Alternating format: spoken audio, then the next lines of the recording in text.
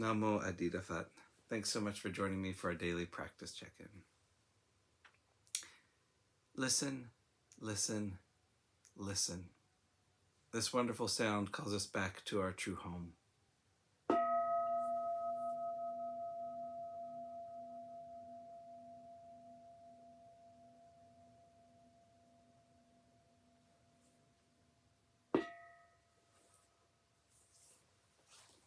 The second, mindfulness training.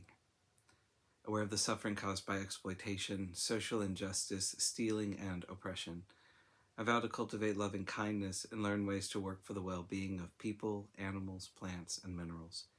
I will practice generosity by sharing my time, energy, and material resources with those who are in real need. I'm determined not to steal and not to possess anything that should belong to others. I will respect the property of others, but I will prevent others from profiting from human suffering or the suffering of other species on Earth.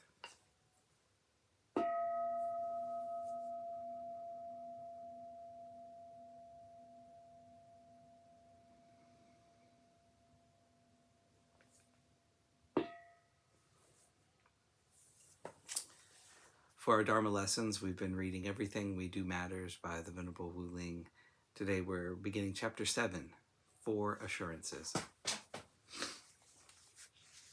One time, when the Buddha was in Kalama, he spoke to the people there about the poisons of greed, anger, and ignorance. He explained that one who is a student of the Buddhas and who is free of the three poisons and who pervades everything and every being throughout the cosmos with boundless loving kindness, compassion, appreciation, and equanimity will be free from greed and hostility and will thus be pure. The student will gain 4 assurances in this lifetime. To appreciate fully what the Buddha told the people of Kalama, we need to know the requirements for a person to receive the 4 assurances.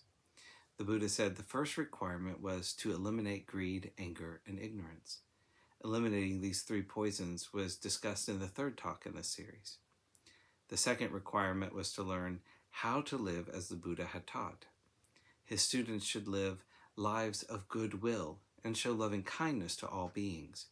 They should regard all beings and conditions with equanimity and neither feel pulled by what they want nor be averse to what they dislike.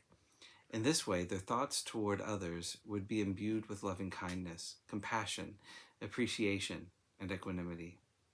Such people would feel deep concern and sympathy for all beings because they realize that all beings wish to be free of fear and suffering. Most people do not know how to eliminate fear and suffering because they do not know what causes them. The cause of both their fear and suffering is craving. Therefore, to eliminate fear and suffering, we need to eliminate craving. When craving is eliminated, true happiness will arise.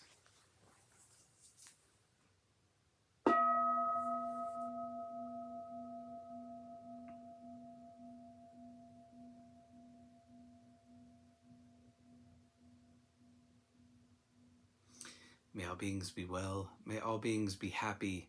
May all beings be at peace. Namo Adida Phat. Thanks so much for joining me today.